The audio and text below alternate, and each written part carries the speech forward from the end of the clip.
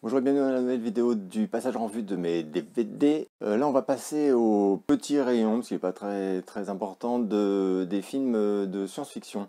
Sachant qu'il y en a aussi qui sont dans le coin coffret qu'on fera plus tard, ainsi que dans le rayon années 80 à peu près, parce que j'ai un rayon à peu près années 80. Non, c'est un rayon années 80 à peu près. On va commencer... Oui, alors je suis allé chez le coiffeur. C'est ma moitié qui m'a menacé, donc voilà. Et puis j'ai un gilet parce que bah, ça y est, il fait -12. C'est magnifique. Donc La planète des singes, fabuleuse version extraordinaire que j'adore absolument. Ghost of Mars, peut-être en tout cas un des pires films de Carpenter à mes yeux. Vraiment, à chaque fois avec le recul, je me dis non, mais c'était quand même sympa. Et je le remets. Et putain, c'est à chier quoi, c'est vraiment très mauvais quoi. Il n'y aurait pas marqué Carpenter, mais c'est vraiment digne d'un mauvais téléfilm d'M6 quoi. Donc non, c'est nul. Les acteurs jouent hyper mal. Enfin, je l'ai revu quoi, il y a 2 ans. Ouais, putain, en fait, il faut que j'arrête de le revoir. Parce qu'à chaque fois que je lui redonne sa chance, mon jugement est encore pire, quoi. Voilà, il est vraiment la bouse de Carpenter pour moi. Starship Troopers, extraordinaire film, vraiment. Hollow Man, donc voilà, avec Elizabeth Shue et Kevin Bacon, que j'aime beaucoup. Je dirais pas que c'est fabuleux, mais moi j'aime vraiment beaucoup, quoi. Et d'ailleurs, j'en avais parlé dans la vidéo sur le Carpenter avec Chevy Chase, les aventures d'un homme invisible, et les effets spéciaux ont vraiment bien vieilli, super étonnant. Cube, ouais, excellent. Intrusion, alors Intrusion, c'est pas un grand film, mais voilà, avec Johnny Depp et Charlize Theron. Mais moi, je l'aime beaucoup celui-là. Je sais pas, il y a une ambiance, un truc dedans qui me fait l'aimer.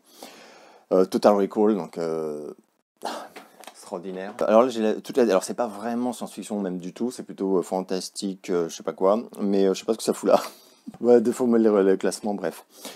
C'est les Destinations Finales. Donc les Destinations Finales, c'est une saga que j'adore, mais j'adore. Et en plus, je trouve qu'ils sont tous bons.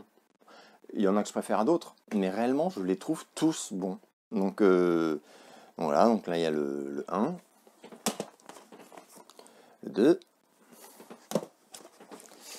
le 3,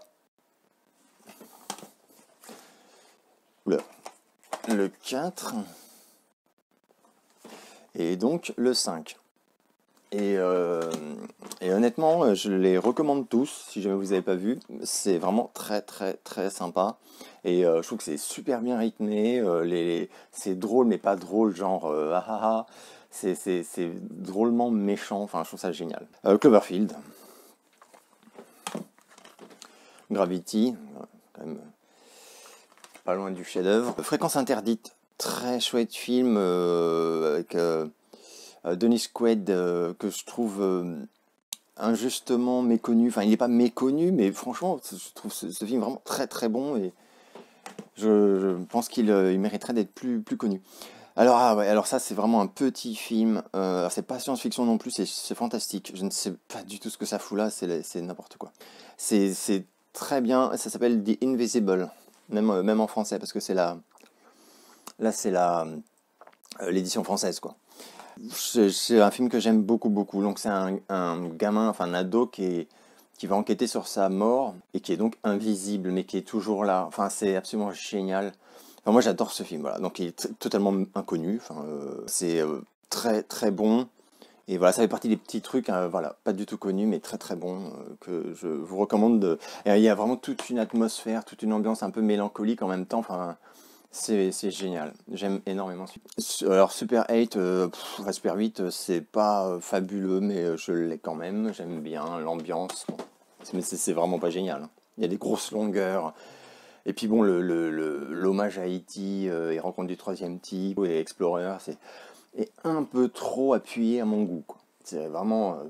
il y a un moment quand même où quand tu t'inspires trop, quand tu te rapproches trop d'œuvres qui existent, il y a le risque que le mec qui regarde, il se dise à un moment, mais what's the point, quoi. Enfin, il y a un moment, ça n'a plus d'intérêt, enfin, tu n'apportes vraiment rien de nouveau, quoi. Et le film n'apporte vraiment rien de nouveau. Mais bon, il est quand même sympa à regarder, mais il n'apporte rien de nouveau, quoi. Phénomènes paranormaux, je sais qu'il y a des gens qui chient pas mal sur ce film. Moi, j'ai bien aimé Phénomènes paranormaux, je trouve qu'il y avait des scènes bien flippos, bien barrées, quoi.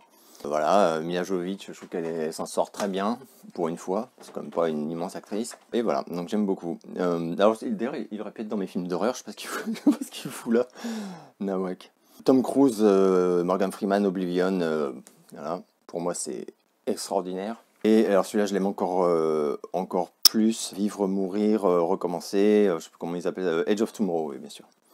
Voilà, avec Tom Cruise également. Ah, ça, extraordinaire. J'ai lu l'autre jour qu'il y avait une suite qui était prévue, et j'espère vraiment qu'ils la feront parce que je surkiffe ce film. C'est une des plus belles surprises de ces dernières années en termes de films de science-fiction. Et Tom Cruise est parfait comme souvent. Alors on se rapproche de la fin. Skyline, un film totalement décrié que j'aime beaucoup. Beaucoup pour son ton, le ton brutal. Enfin l'intro du film, les 5 premières minutes, c'est juste parfait quoi.